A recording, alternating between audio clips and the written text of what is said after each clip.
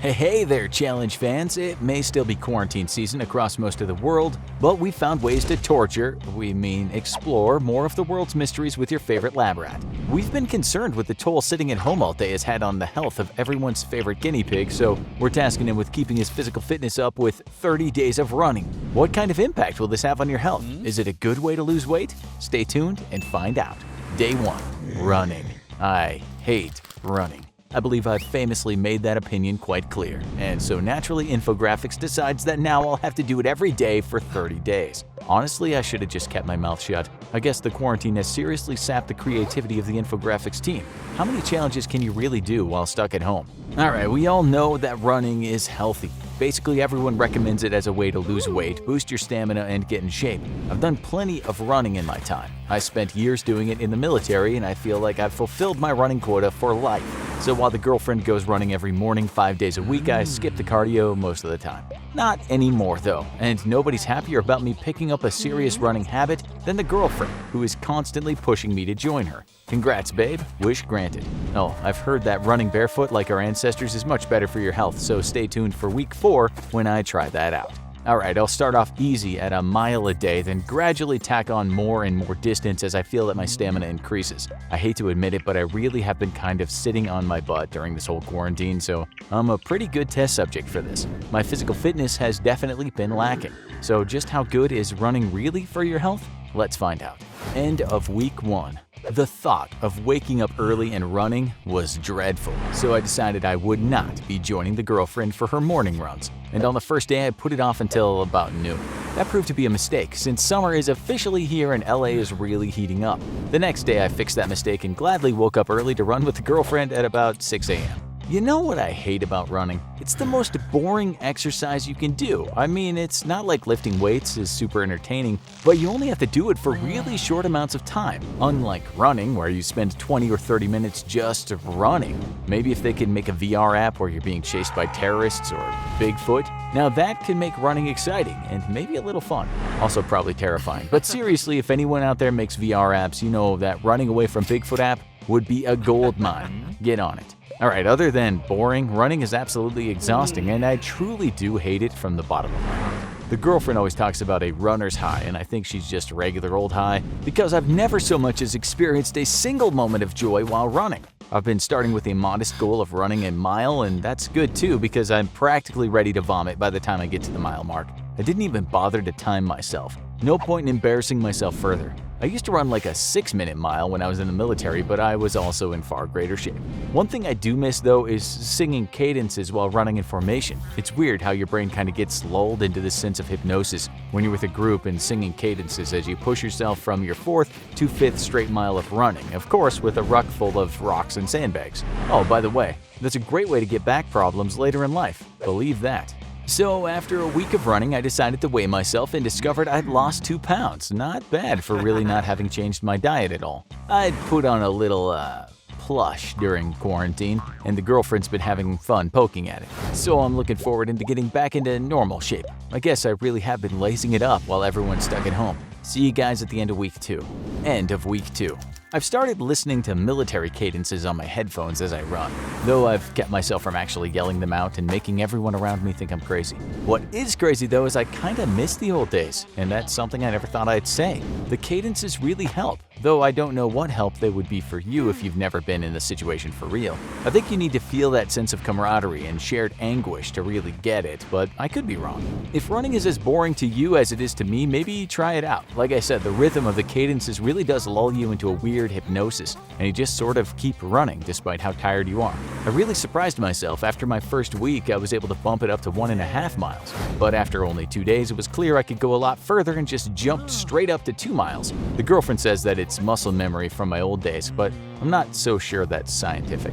She claims that when she is involved in a really long production and doesn't have time to exercise regularly, she can bounce back really fast thanks to muscle memory. I just think she has great genes. I told her that and then followed it up with, and what's inside them ain't bad either, and smacked her on her blue jeans covered butt, and she punched me in the arm, really hard, because we were in public.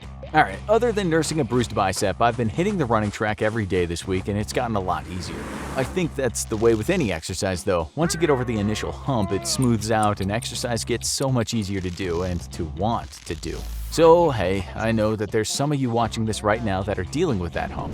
Just do it. Force yourself to do it. Push yourself for 2 to 3 weeks and I promise you'll see the results and you'll realize you're over the hump. Don't quit. I believe in you. I lost another 3 pounds this week, and again, that's without any special diet changes, literally just running. I imagine that if I was overweight and trying to lose weight with diet and exercise, the pounds would really be coming off. I guess I can't deny running is a great exercise for losing weight. End of week 3.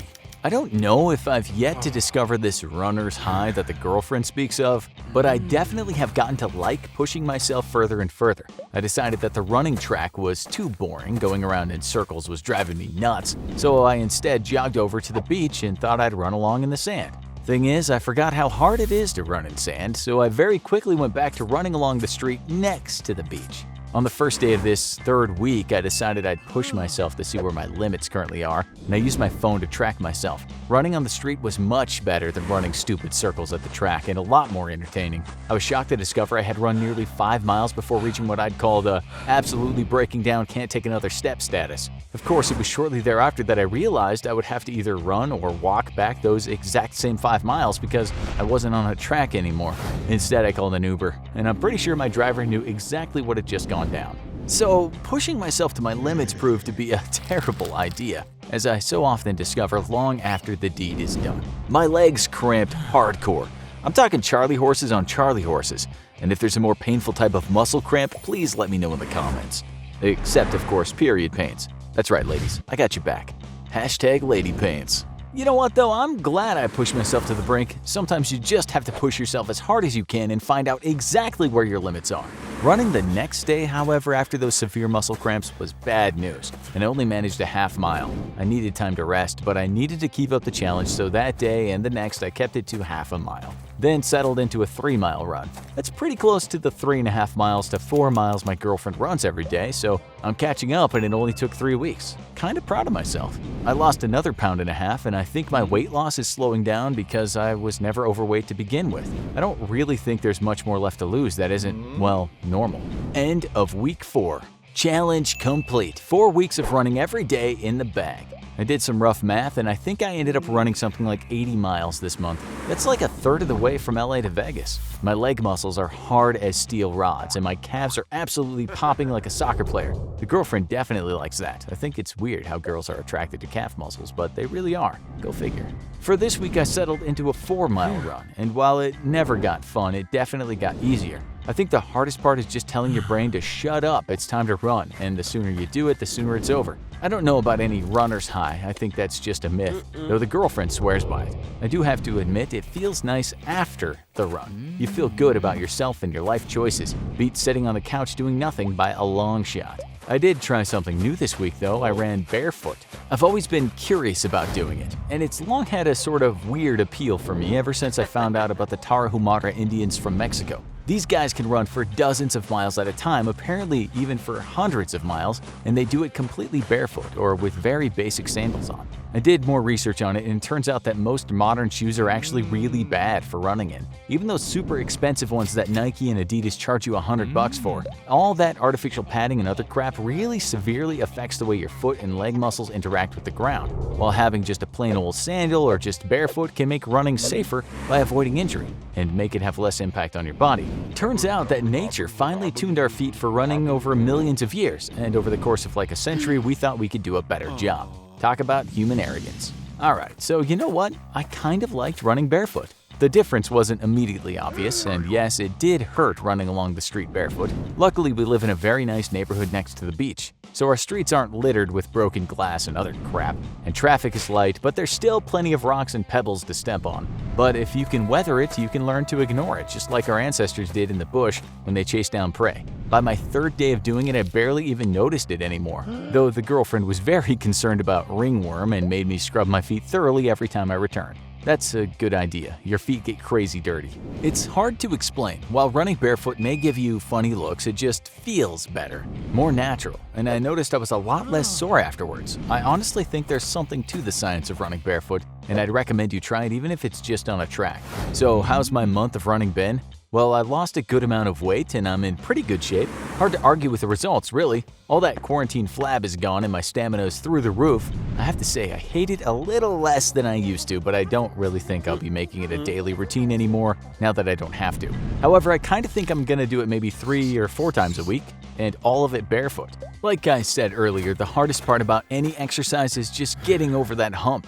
You gotta dig deep and just push through it, but I promise you can get on the other side of it and nothing feels better when you start seeing results. So if you're just watching and thinking of starting an exercise routine or struggling to maintain one, just push as hard as you can and take it day by day.